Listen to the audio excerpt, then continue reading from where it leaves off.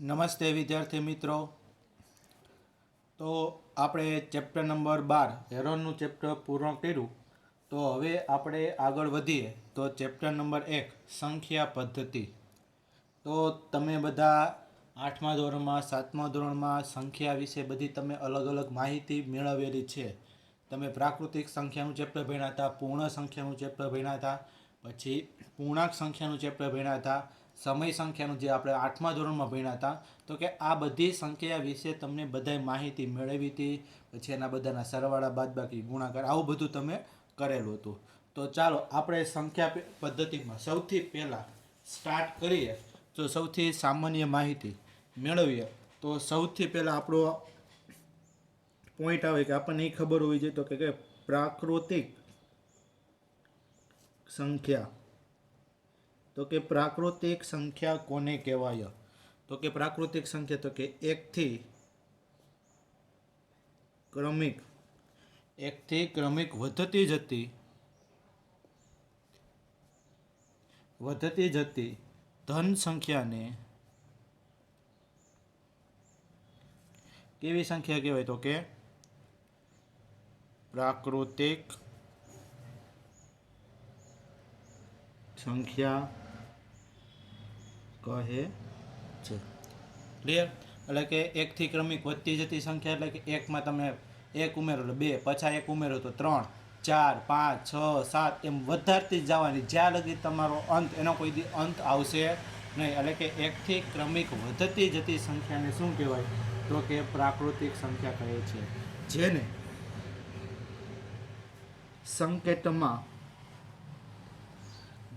સંકેતમાં કેના વડે દર્શાવાય? n વડે દર્શાવાય છે. ક્લિયર? ચાલો, તો પ્રાકૃતિક સંખ્યા છે એટલે કે આપણે સંખ્યાને ગણ કહીએ કે n ગણમાં એટલે કે કેવી સંખ્યા હોય? તો કે કૌંસમાં 1, 2, 3, 4 એમ ક્યાં લગી જાય? તો કે આમ અનંત લગી ચાલી જાય.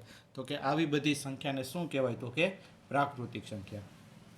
એના પછી આવે સંખ્યા આપણે વાત કરીએ તો કે પૂર્ણ સંખ્યા. તો કે પૂર્ણ સંખ્યા કોને કહેવાય? તો કે 0 થી ક્રમિક વધતી જતી ધન સંખ્યાને શું કહેવાય?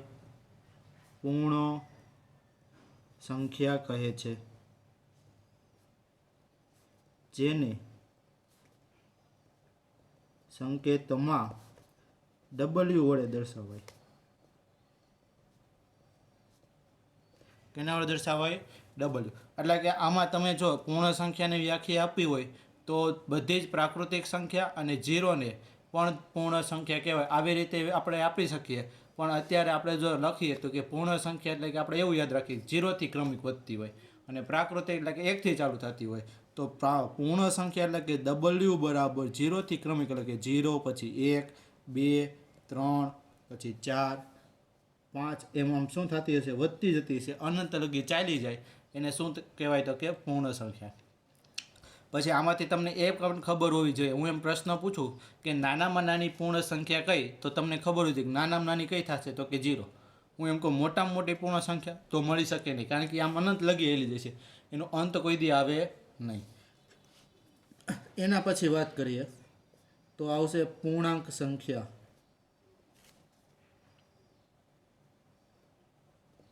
હાલો, પૂર્ણાંક સંખ્યા કોને કહેવાય? તો કે 0 થી ક્રમિક વધતી જતી અને ઘટતી જતી ધન અને ઋણ સંખ્યાને કેવી કહેવાય? તો કે પૂર્ણાંક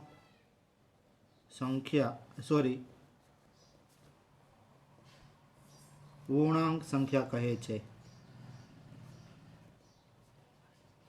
શું થશે?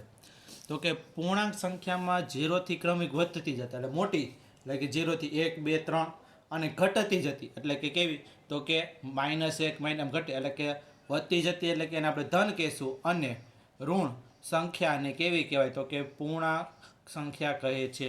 જેને સંકેતમાં જેને સંકેતમાં કેના વડે દર્શાવાય તો કે ક્યુ વડે દર્શાવાય. ક્યુ વડે ઝેડ વડે આવશે, જેને સંકેતમાં ઝેડ વડે દર્શાવાય છે. કેના વડે દર્શાવશું? ઝેડ વડે દર્શાવાય. કોને? તો કે પૂર્ણાંક સંખ્યાને. રેડી? એટલે કે ઝેડ બરાબર કેવી સંખ્યા આવશે તો કે 0 થી ક્રમિક વધતી જતી એટલે કે 1 2 3 આમ અનંત લગી, અને ક્રમિક ઘટતી જતી એટલે કે ઋણ એટલે કે -1 -2 -3 એમ ઋણ સંખ્યાને શું કહેવાય તો કે પૂર્ણાંક સંખ્યા કહે છે. હાલો, આમાં હું એમ તમને પ્રશ્ન પૂછું કે પૂર્ણાંક સંખ્યામાં મોટામાં મોટી સંખ્યા તો કે ન મળે, નાનામાં નાની તો કે આમાં પણ નાની જ થતી જશે. ક્લિયર? હવે એના પછી આગળ વધીએ તો આવશે સમય સંખ્યા. રેડી? તો સમય સંખ્યા તમે 8મા ધોરણનું પહેલું જ ચેપ્ટર તમારું હતું કે સમય સંખ્યા. સમય સંખ્યા કોને કહેવાય તો કે જે સંખ્યાને p/q સ્વરૂપે લખી શકાય તેને શું કહેવાય? સમય સંખ્યા કહે છે. કૌંસમાં એક વસ્તુ યાદ રાખવાની કે જ્યાં p અને q અંશ અને છેદમાં જે p અને q એટલે કે 5/2 કોઈ પણ સ્વરૂપે p અને q એ કેવી છે? પૂર્ણાંક સંખ્યા છે અને q ≠ 0 છે. આ શું કહેવા માંગે છે એ આપણે સમજવાનું છે હમણાં. અને તેને સંકેતમાં કેના વડે દર્શાવાય તો કે q વડે દર્શાવાય છે. ક્લિયર? તો હાલો, સમય સંખ્યા એટલે કે કેના વડે દર્શાવશું આપણે? q વડે. q એટલે કે એમાં કેવી સંખ્યા આવશે તો કે p/q સ્વરૂપની હોય, જ્યાં તમે એવું કીધું છે કે p અને q એ કેવી સંખ્યા છે તો કે પૂર્ણાંક સંખ્યા છે અને q ≠ શું થાય? 0 છે. હાલો, હવે આ સમજવી કે સમય સંખ્યા એટલે શું તો કે આપણે p/p q એટલે કે p/q એટલે કે અંશ અને છેદ સ્વરૂપે હોવું જોઈએ. હું દાખલા તરીકે એમ કહું કે 8/3 તો આને શું કહેવાય તો કે સમય સંખ્યા. કારણ કે આ p/, જો 8ને હું p કહી દઉં, 3ને શું કહી દઉં તો કે q, તો કે p/q સ્વરૂપે થઈ ગઈ કે ન થઈ ગઈ? 8/3 છે. હવે આપણને મેં લખ્યું છે કે જ્યાં p અને q એ પૂર્ણાંક એટલે કે આ p = 8, તો 8ને હું ખાલી પૂર્ણાંક કહી શકું. પૂર્ણાંક એટલે કેવી સંખ્યા તો કે બધી ધન સંખ્યા અને બધી ઋણ સંખ્યા, આવી રીતે કહી શકીએ આપણે. એટલા માટે આપણને જો અંશ છે એ પૂર્ણાંક સંખ્યા હોય ને છેદ પણ કેવો હોય? પૂર્ણાંક સંખ્યા. એટલે કે p એટલે કે તમારી આ ઝેડમાંથી કોઈ પણ સંખ્યા લ્યો, અને q એટલે પણ ઝેડમાંથી કોઈ પણ સંખ્યા લ્યો. ધારો કે હું p એટલે કે ઝેડમાંથી કોઈ પણ સંખ્યા -3 લઉં, અને છેદમાં q એટલે કે આમાંથી કોઈ પણ એક સંખ્યા હું +2 લઉં, તો આ p/q બની ગઈ. આને હું શું કહી શકું તો કે સમય સંખ્યા કહી શકાય. હવે અહીંયા મેં એક કન્ડિશન લખી છે છેલ્લે કે અને q ≠ 0. q ≠ 0 એટલે કે છેદમાં આપણે 0 લઈ શકાય નહીં. શું કામ ન લઈ શકાય? હાલો, એનું ઉદાહરણ આપું. ધારો કે હું કહું કે 8/0. 8ને 0 વડે ભાગવાના છે. ચાલો જ આપણે ટ્રાય કરીએ. એકવાર ટ્રાય કરીએ કે 8/0 કરીએ. 0નો ઘડિયો બોલો કે 8થી ન હોતો જાય. કોઈ દી પોસિબલ થાય? કોઈ દી ન થાય. તો કે છેદમાં 0 હોય તો ભાગી શકાય નહીં. શું થશે? કોઈ દી ભાગી શકાય નહીં. છેદમાં શું હોય તો કે 0. તો કે આનો આન્સર મળે નહીં. તમે જો તમારા મોબાઈલમાં કેલ્સીમાં કરો, સાયન્ટિફિક કેલ્સીમાં, તો તમે 8/0 કરો એટલે અથવા કોઈ પણ સંખ્યાને તમે 0 વડે ભાગો તો તમને એમાં આન્સર મળે કે કેન નોટ ડિવાઈડ. એનો ભાગાકાર થઈ શકે એ પોસિબલ નથી. એટલા માટે જો અહીં મેં q છે, q એટલે કે પૂર્ણાંક સંખ્યામાં 0 આવે, એટલા માટે લખ્યું કે q આ 0 સિવાયની કોઈ પણ છેદમાં સંખ્યા હોય તો હાલે, પણ 0 હાલે નહીં. પછી તમને એવો પ્રશ્ન પણ થતો હોય કે સાહેબ હું ખાલી 5 સંખ્યા હોય તો 5ને પણ સમય સંખ્યા કહેવાય કે ન કહેવાય? હા, તો કહેવાય. શું કામ કહેવાય? તો કે એના છેદમાં કાંઈ ન હોય ને તો હું 1 તો લખી શકું. તો થઈ ગયું કે ન થઈ ગયું? તો આને પી કહી દો અને શું કહી દઉં છું? તો એના ઉપરથી હું એમ કહી શકું આ બધી જ જે આપણને પૂર્ણાંક સંખ્યા આપી છે એ બધી જ પૂર્ણાંક સંખ્યાને પણ હું શું કહી શકું? તો કે સમય સંખ્યા કહી શકું. કાં તો કે બધાની છેદમાં કાંઈ ન એક તો મૂકી દઉં તો થઈ ગઈ સમય સંખ્યા કોની. એટલે કે હવે તમે જોવો તો આ બધી જ પ્રાકૃતિક સંખ્યા છે એ બધી જ કેમાં આવેલી હોય? તો કે પૂર્ણ સંખ્યામાં. આ બધી જ આવેલી છે એકથી ચાલુ થાય અને આમાં ક્યાંથી ચાલુ થાય? 0થી. તો એકથી બધી જ આમાં સંખ્યા આવી જશે. પછી બધી જ પૂર્ણ સંખ્યા કેમાં આવેલી હોય? પૂર્ણાંકમાં આવેલી હોય. કારણ કે પૂર્ણ સંખ્યામાં કઈ સંખ્યા આવે છે? 0થી 1થી મોટી સંખ્યા આવે. જ્યારે પૂર્ણાંકમાં તો નેગેટિવ અને પોઝિટિવ બેય સંખ્યા આવતી હોય. તો આથી આપણે એમ કહી શકીએ કે પૂર્ણ સંખ્યા બધી કેમાં આવેલી હોય? પૂર્ણાંકમાં આવેલી હોય. અને પૂર્ણાંક સંખ્યાથી બધી કેમાં આવેલી હોય? તો કે સમયમાં. શું કામ? તો કે આ પૂર્ણાંક સંખ્યા આપણને જે આપી છે એને મારે સમય કેવી રીતે છેદમાં કાંઈ ન હોય તો એક તો લખી નાખું. એટલે કે તમારી જે આ પૂર્ણાંક સંખ્યા છે એ પણ શું કહેવાય? તો કે સમય. એટલે કે સમય સંખ્યા કોને કહેવાય? તો કે હું કોઈ પણ સંખ્યા લખું, હું ખાલી 7 લખું તોય સમય કહેવાય, 8/3 લખું તોય શું કહેવાય? તો કે એને સમય તો કહેવાય. એટલે કે બધી સંખ્યાને શું કહેવાય? તો કે સમય સંખ્યા કહેવાય. ક્લિયર? તો અહીંયા આપણે સમય સંખ્યા લગી જોયું. અને એક વસ્તુ એ યાદ રાખવાનું કે નીચેથી ઉપરનો જે પૂર્ણ સંખ્યા છે તો બધી જ પૂર્ણ સંખ્યા પ્રાકૃતિક સંખ્યામાં આવેલી હોય નહીં. શું કામ? તો કે જો 0 છે એને પૂર્ણ સંખ્યા કહેવાય પણ પ્રાકૃતિક સંખ્યા કહેવાય નહીં. એટલે કે 0 છે એ પ્રાકૃતિકમાં આવેલી હોય નહીં. એટલે આથી બધી જ પૂર્ણ સંખ્યા છે એ પ્રાકૃતિકમાં આવેલી હોય નહીં. એવી જ રીતે બધી જ પૂર્ણ છે એ ઉપર એટલે કે નીચેથી આપણે ઉપર જઈ શકીએ નહીં. આપણે જે પ્રમાણે આપણે સિસ્ટમ જોઈ છે એ પ્રમાણે. હવે આપણે એના પછીની સંખ્યા જોઈએ. તો એના પછી સંખ્યા આવે અસમય સંખ્યા. હવે અસમય સંખ્યા કોને કહેવાય? તો કે જે સંખ્યાને પીના છેદમાં ક્યુ સ્વરૂપે લખી ન શકાય તેને શું કહેવાય? તો કે અસમય સંખ્યા કહે છે. મીન્સ જે સંખ્યાને આપણે પીના છેદમાં ક્યુ સ્વરૂપે લખી ન શકાય. જો પીના છેદમાં ક્યુ સ્વરૂપે આપણે લખી શકતા હો તો તે કેવી થઈ જાત? સમય થઈ જાત. તો અસમય કોને કહેવાય? તો કે પીના છેદમાં ક્યુ સ્વરૂપે ન લખી શકાય એને અસમય કહેવાય. તો એની મારે ઉદાહરણ આપવું હોય તો કે જે સંખ્યાનું વર્ગમૂળ ન નીકળતું હોય એને અસમય સંખ્યા કહેવાય. એનું ઉદાહરણ લઉં તો કે વર્ગમૂળમાં 2. વર્ગમૂળમાં 2 એટલે કેવી થશે? અસમય સંખ્યા. હવે તમને તેમ થાય કે સર એના છેદમાં કાંઈ ન હોય તો એક તો લખી શકું તો આ તો સમય થઈ ગઈ. નહીં, સમય નહીં થઈ. શું કામ? તો કે વર્ગમૂળ 2 એટલે કેવી થઈ ગઈ? એને આપણે પી કહી દો અને 1 એટલે ક્યુ કહી દો. જો સમય સંખ્યા હોય તો આપણે એવું કીધું હતું કે પી અને ક્યુ એ પૂર્ણાંક સંખ્યા હોય. કેવી હોય? પૂર્ણાંક સંખ્યા. તો પૂર્ણાંક સંખ્યામાં કોઈ દી વર્ગમૂળ 2 આવે? 2 આવે. વર્ગમૂળ 2 આવે નહીં. પી એટલે કે વર્ગમૂળ, પી એટલે કે પૂર્ણાંક સંખ્યા, પૂર્ણાંક સંખ્યા એટલે કે વર્ગમૂળમાં હોય નહીં. એટલા માટે આપણે જેનું વર્ગમૂળ ન નીકળે, વર્ગમૂળ 2 છે, પછી વર્ગમૂળ 3 છે, વર્ગમૂળ પછી 4. તો 4ને કેવી કહેવાય? સમય કહેવાય. કારણ કે 4નું વર્ગમૂળ કેટલું થઈ જાય? તો 2. તો આને અસમય કહેવાય ને એટલે આ આવશે નહીં. તો આપણે એના એક્ઝામ્પલ લખવા હોય ને તો આ રીતે લખી શકીએ. વર્ગમૂળ 2, પછી વર્ગમૂળ 3, પછી વર્ગમૂળ 4 નો આવે કારણ કે 4નું વર્ગમૂળ 2 થાય તો 2 ને સમય કહેવાય. તો પછી કોણ આવે? તો કે 5, પછી 6. આ બધી કેવી કહેવાય? તો કે અસમય સંખ્યા કહેવાય. એના સિવાય હજી એક સંખ્યા છે જે આપણે એનો ઉપયોગ કરતા હોય હંમેશા દાખલા ગણવા માટે. પાય. પાય પણ કેવી છે? અસમય સંખ્યા. આ કેવી થશે? અસમય સંખ્યા. પાયની કેમ અસમય સંખ્યા કહેવાય? આપણે પાયની કિંમત તો આપણે 8મા ધોરણમાં દાખલા ગણ્યા હતા વર્તુળના. પાયની કિંમત કેટલા લેતા હતા આપણે? કયો જે મને પાયની કિંમત કેટલા લેતા? પાય બરાબર 22/7 અથવા કેટલા લેતા હતા? 3.14. પણ હકીકતમાં પાયની કિંમત છે એ 22/7 કે 3.14 નથી. આપણે શું કરીએ છીએ? તો કે આપણે પાયની કિંમત છે એ 22/7 અને 3.14ની નજીક છે.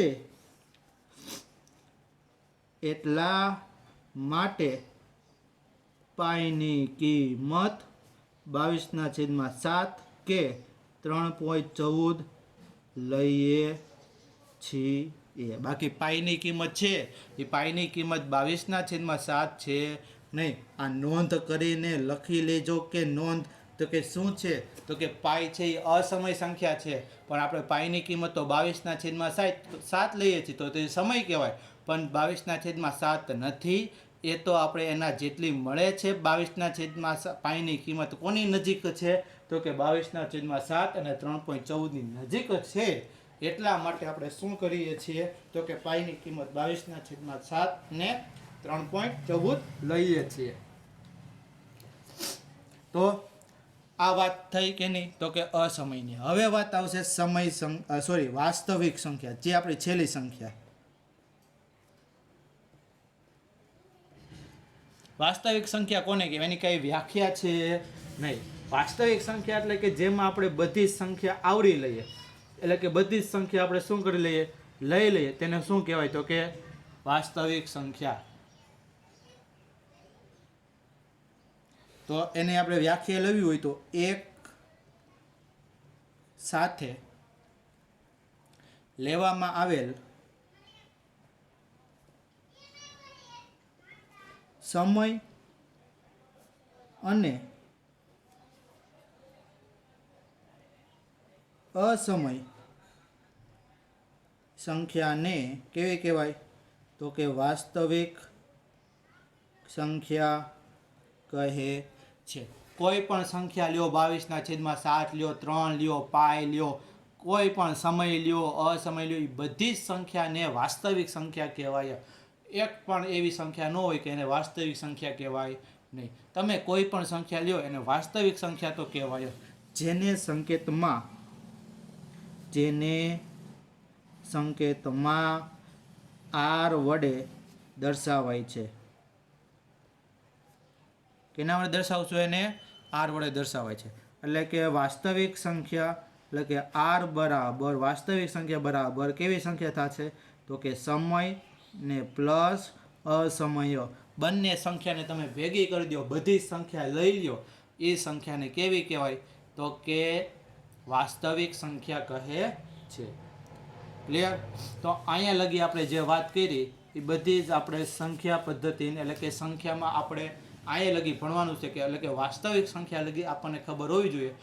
કોને પ્રાકૃતિક સંખ્યા કહેવાય, કોને પૂર્ણ સંખ્યા, પૂર્ણાંક સંખ્યા, પછી સમય સંખ્યા, અસમય સંખ્યા અને વાસ્તવિક સંખ્યા. કયા ગણમાં કેવી સંખ્યા આવે અને કઈ સંખ્યા કેમાં આવેલી છે એ તમને બરાબર વ્યવસ્થિત ખબર હોવી જોઈએ. ઓકે, તો હવે આપણે આગળ વધીએ. તો આપણો ઉદાહરણ નંબર 1 લઈએ પાઠ્યપુસ્તકનું. તમને એમ કીધું છે કે નીચેના વિધાન સત્ય છે કે અસત્ય, કારણ સહિત ઉત્તર આપો. એમાં પહેલો પ્રશ્ન પૂછ્યો છે કે દરેક પૂર્ણ સંખ્યા એ પ્રાકૃતિક સંખ્યા છે. જોવો જોઈએ, વિધાન જોવો જોઈએ. દરેક પૂર્ણ સંખ્યા એટલે કે બધી જ પૂર્ણ સંખ્યા છે એ બધી જ પૂર્ણ સંખ્યા છે એ પ્રાકૃતિક સંખ્યામાં આવેલી હોય. વિધાન સાચું થાય કે ખોટું વિચારો જોઈએ તો કે ના. શું કામ તો કે 0 એ પૂર્ણ છે પરંતુ પ્રાકૃતિક નથી. રેડી ને? કારણ કે પૂર્ણ સંખ્યા 0 થી ચાલુ થાય, જ્યારે પ્રાકૃતિક ક્યાંથી ચાલુ થાય તો કે 1 થી. તો આપણને એવું કીધું દરેક પૂર્ણ એટલે કે બધી જ પૂર્ણ સંખ્યા છે ને એ બધી જ પૂર્ણ સંખ્યા કેમાં વહી જાય છે તો કે પ્રાકૃતિકમાં નહીં જાય. 0 એમાં જશે ને પ્રાકૃતિક 1 થી જ ચાલુ થશે.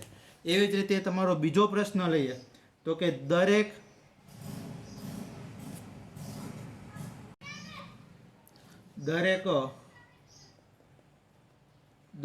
પૂર્ણાંક એ સમય સંખ્યા છે. શું કીધું છે? દરેક પૂર્ણાંક એ સમય સંખ્યા છે. યસ, ઉપરથી નીચે હોય બધી જ પૂર્ણાંક સંખ્યા હોય. કોઈ પૂર્ણાંક સંખ્યા એટલે કેવી સંખ્યા તો કે બધી ધન અને ઋણ સંખ્યા, તેના છેદમાં કાંઈ ન હોય તો હું 1 તો લખી શકું. તો તો કે જવાબ શું આવશે? તો કે વિધાન કેવું છે? તો કે સત્ય છે. તો અહીંયા આવશે સત્ય છે. રેડી? અહીંયા વિધાન કેવું છે? તો કે અસત્ય અથવા ના પણ લખી શકો. રેડી? વિધાન કેવું છે? તો કે અસત્ય. હવે એના પછીનો ત્રીજો પ્રશ્ન લઈએ તો કે દરેક સમય સંખ્યા એ પૂર્ણાંક છે. તો જોવો છે નીચેથી આપણે ઉપર જઈએ, સમય સંખ્યા હોય તો સમય સંખ્યાથી પૂર્ણાંકમાં આવેલી હોય નહીં. સમય સંખ્યામાં કેવી સંખ્યા આવેલી હોય? અંશ અને છેદ. તો કે અંશ અને છેદ વાળા કઈ પૂર્ણાંક સંખ્યામાં આવેલી હોય નહીં. તો વિધાન કેવું થશે આમાં? અસત્ય. અસત્ય છે. તો કારણ પણ લખવું પડે, કારણ કે 2/3 એ કેવી છે? સમય છે, પરંતુ